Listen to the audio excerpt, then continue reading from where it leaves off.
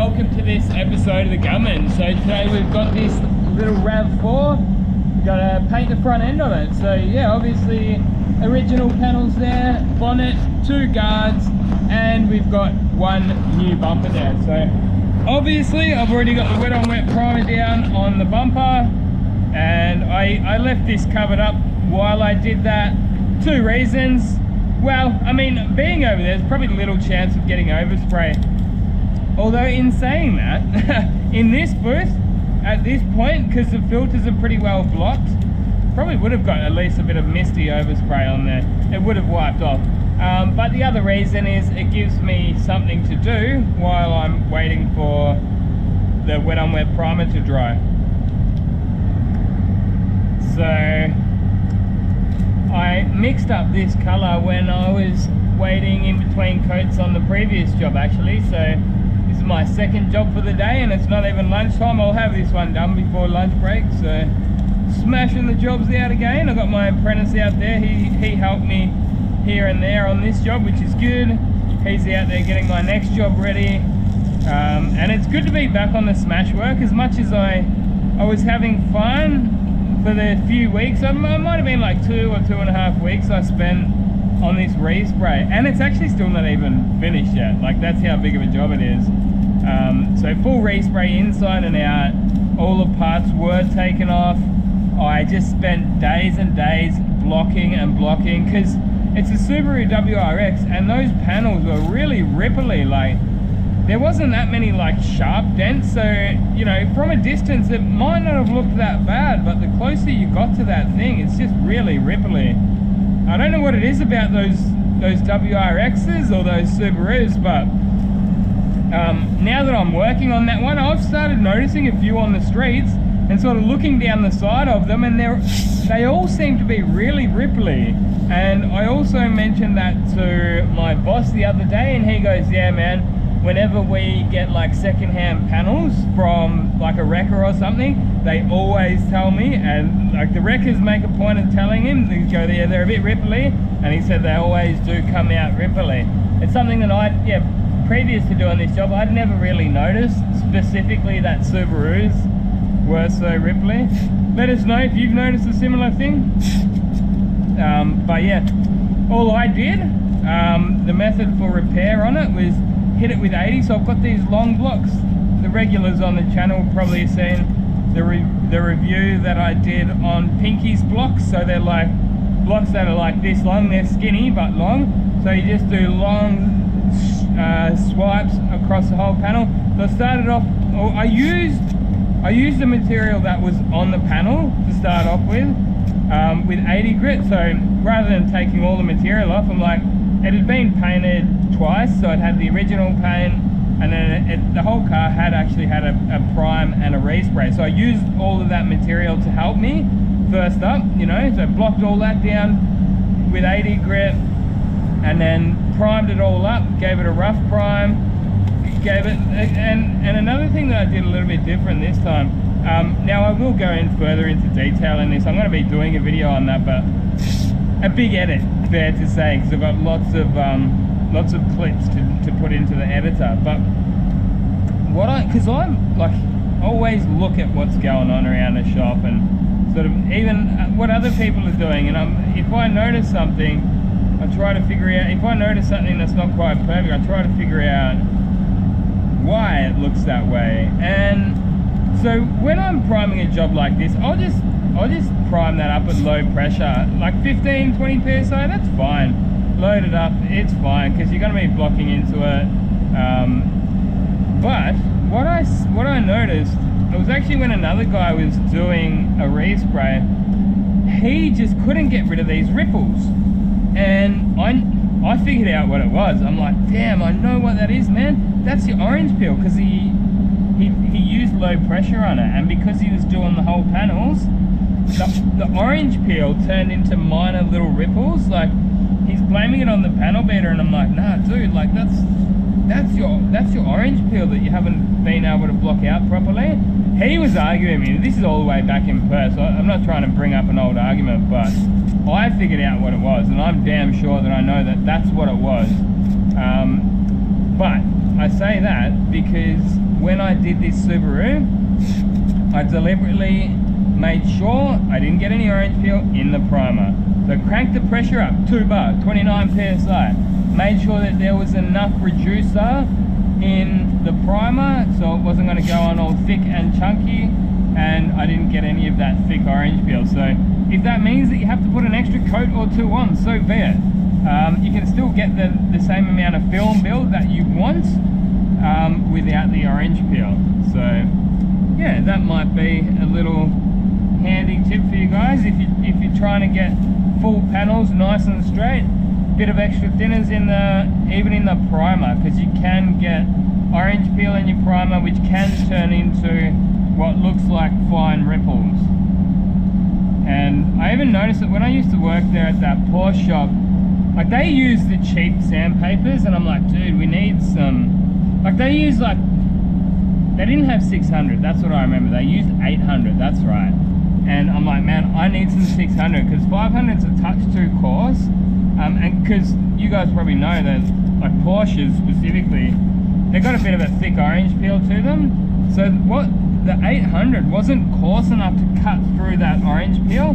So what would happen is you'd open the orange peel up, and it was, you know, like it starts off like a little like orange peel like that, but you open it up and it turns into these real funny looking waves, you know what I mean?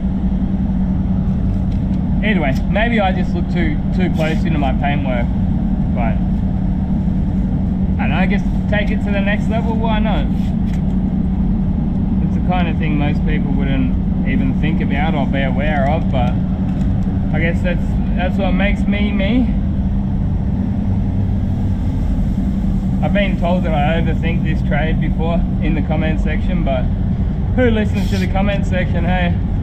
Well, not too much of the negative shit. I had someone trying to tell me that UV primer shrinks, and then I said, no, like it doesn't shrink, and then he's telling me that I've got a lot to learn, and it's like, yeah, okay, buddy. Maybe you might want to do the learning. If you think UV filler and primer shrinks, I think you're the one that might need to learn some stuff, you know. And I get it, like, you know, it's a new thing, people aren't sure of it, they're a bit skeptical, and I had all those questions too.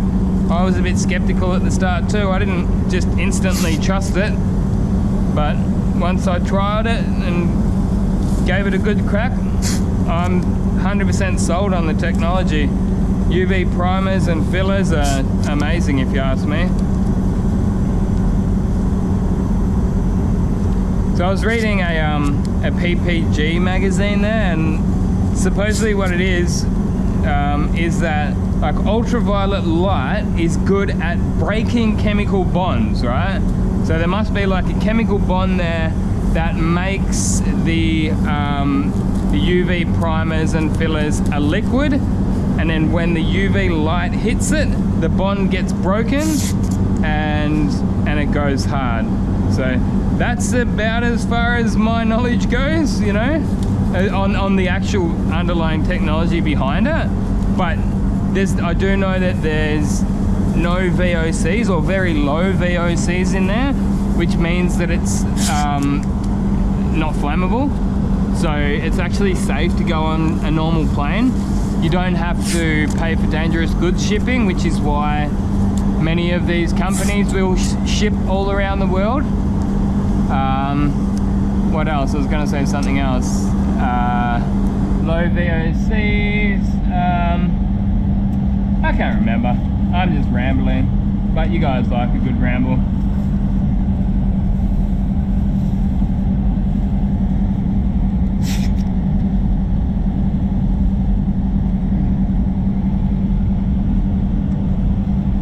I've been doing like an hour or two's work at home lately these days. I'll go home and then have dinner, and then about, I don't know, 6:30, 7:30 go outside. I generally try to get back inside by 8:30 or 9 o'clock, so even if it's just an hour, I'll go out there. I've got a couple of jobs on. Like last week I did a full cut and polish and ceramic coating on one of my friend's girlfriend's car. My mate, his girlfriend's car. Like, okay, you guys have probably seen the video I did on the Golf. So I painted the bonnet and the guards and the quarter panels and the tailgate spoiler, and then I gave it a ceramic coating last week, so it's looking really good. I've actually got to get around to editing a couple of videos for the main channel for that, actually. But yeah, life's been good these days. It's really good working here because it's a good balance and a good mixture, like a good mixture of the kind of work that we do, and a good balance of not having to work your ass off too hard, but also being appreciative of what you do. Like, I think I've said it before, but over there in Perth, it was so poorly managed that I was just exhausted, constantly exhausted. And when I got home, like, I couldn't even be bothered editing a video, let alone, like, forget about expecting me to go out and do more work when I got home. No way. I was just exhausted, you know, like physically tired as well. Like your joints, you know, like lower back was sore, knees were sore. I'd get sore ankles and that. So coming here has been really good. And I think a big part of that is just the organisation from the managers.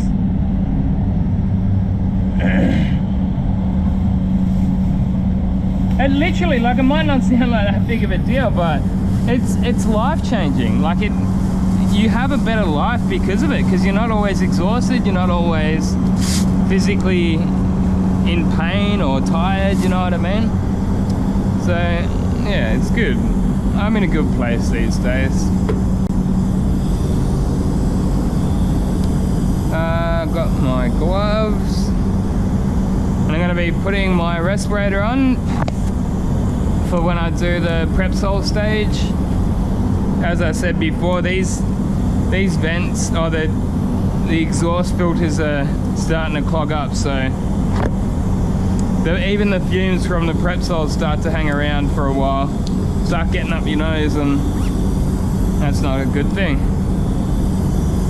I've got the colour sitting in here ready to go. I'm going to put a bit of base coat blender down for what it's worth, and in true apprentice style, he went and cut through here on me.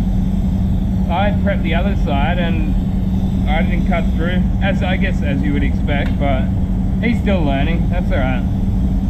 There was one time over there in Perth, like, they didn't quote for, it was like 3-stage pearl, and they didn't quote for a quarter blend or a guard blend. So I deliberately gave the job to the apprentice, knowing that he would have cut through. And I was like, oh well, I gotta blend the guard now. I set him up.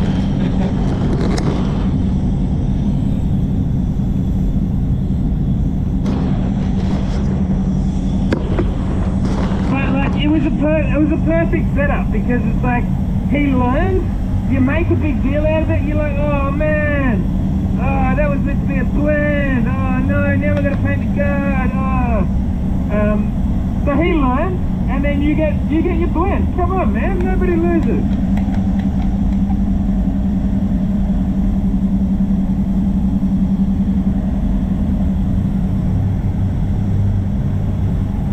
Just doing a last inspection over those blend areas, just to make sure there is no cut throughs or any dirt or any chips. But it's looking pretty good. This colour was actually not too bad. I found a good colour chip. 1G3 is the colour code. It's called magnetic, something like that. Magnetic, yeah.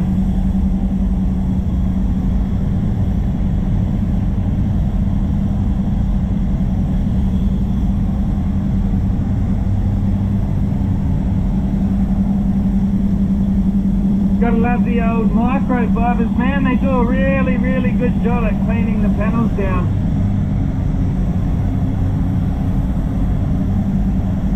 I can't remember if I mentioned it yet in this video, but I've got a really good video coming up, guys.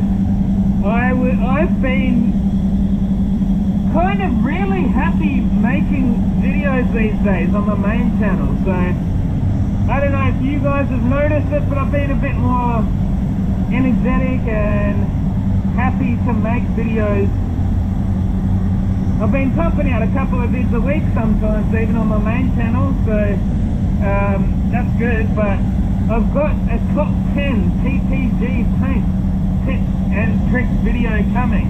This is one of them. So just little things like this, like use microfibers, thin your base coat down a little bit more, thin your clear coat down a little bit more. But you know, I just thought it'd be a good idea to put it all into one video.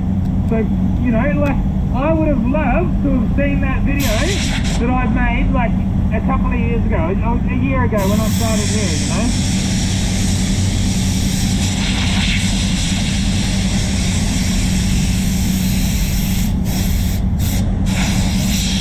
No time wasting, straight to the point, you know, just 1 minute per point.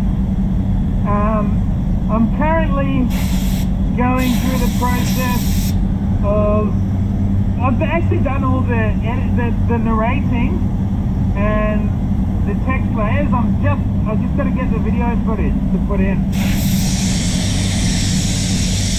And then I'll probably start working on an updated top 10. So money not being an issue, updated top 10. Some people have been waiting that for some time. So I've written down a short list of what I think is going to make the top 10, the spray guns.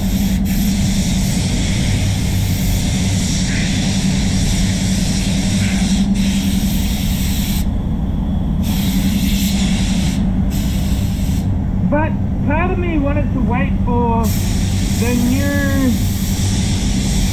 iWater before I did that, because there's the iWater Supernova Series 2 that's just been released. So anyway, this is Basecoat Blender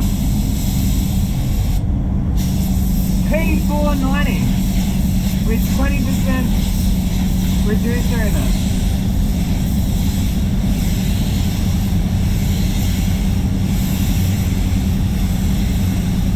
I'm not going to even colour the whole bonnet, it doesn't matter. But with just a light coat over it, I find you don't need too much of this.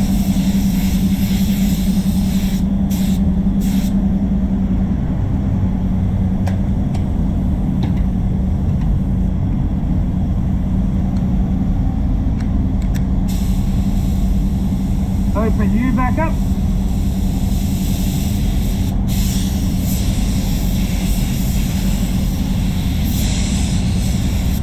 Yeah, it would have been nice to have dark primer on this job. That's another thing that I included in the video. I don't like to wet on wet half panels. That's one of my rules with PPGs. You either wet on wet the whole panel or you don't wet on wet it. Because I get profiling. I did this black Ranger a month or so ago, and I just like, oh, it's going to be easier just to wet on wet that little bit there, put a bit of thinners over it. I even added a little bit more thinners through the wet on wet, and I still got some pretty, I guess not too bad, but I got profiling, like I could see it. It's polished out, but it's not the point. Shouldn't have to.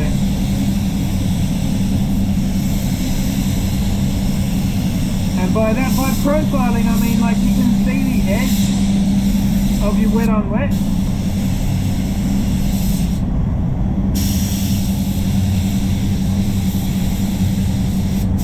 Yeah, it's strange that with PPG, like the most common ground coat colour is G5, right? You can go like, I'll probably say like 8 out of 10 colours ask for a G5 ground coat. Yet the one colour of primer they give you is like G3. Like that is just, who is paying these people to come up with this stupid shit? Like, and who's reviewing it? Like, I don't know, couldn't you be like, oh hey, you know what? Maybe we could change the colour of primer.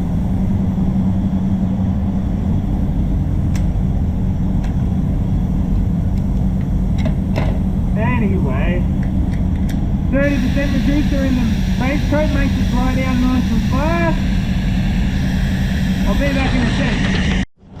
So yeah, I might have to end up putting like a third coat on it, but We'll see how we look after the second. If it looks covered after the second, that's when I usually just put, nah, it's not, it doesn't look covered. It's annoying. As I say, mate, a dark primer would have made all the difference. A stupid PPG, man. If I primed this, I would have put a dark primer on it any day. Because you can actually mix up the wet on wet as a sandable primer, but it's not generally recommended. Like, they don't tell you to do that, you know. I don't know. Well, they don't seem to tell us to do anything. They barely ever come in and ask how it's going and if you need anything.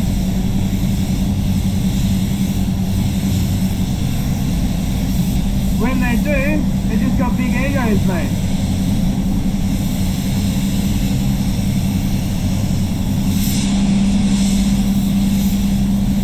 Tony's all good, but the other guys just seem like toppers as far as I'm concerned, man. You'd rather them not come in.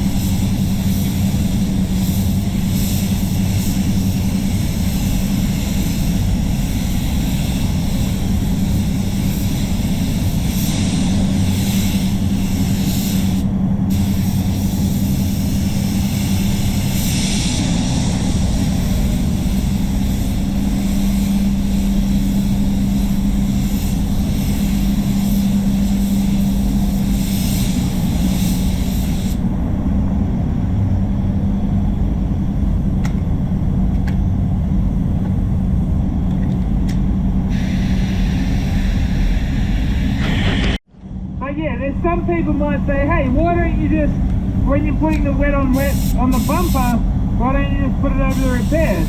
And that's probably what the PPG rep would say too. But I would say exactly what I said before. I don't want overspray here of the wet on wet, and like I was also talking about the profiling before too. I find you get that sort of uneven finish where you wet on wet stuff. So for me, it's either full panel or don't wet on wet it at all. Generally, sometimes I do break that rule, but that's a bit of a rule of thumb for me anyway. There we go. That's the bit where my apprentice scuffed through. Hopefully that's going to be enough. Just there. Oh, he's got a little bit here too. Hopefully you can just leave it like that. Still got to do that. No, that's not dry yet because I didn't blow dry it. Either way, that was the extra coat I just put on, so now we're going to do the last coat next. Alright, last coat of colour. That actually doesn't look too bad there, but you can't see the little blend that I've done, so it should be all good, and there's no colour down there, so...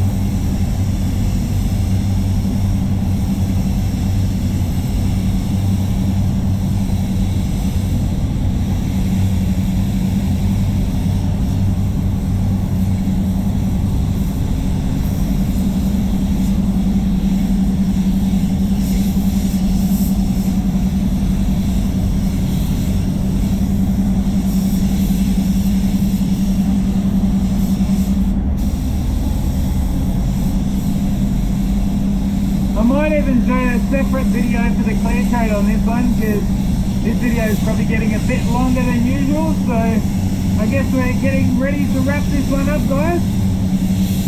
I might, yeah, I'll dry it down and then I'll give you the final look over it.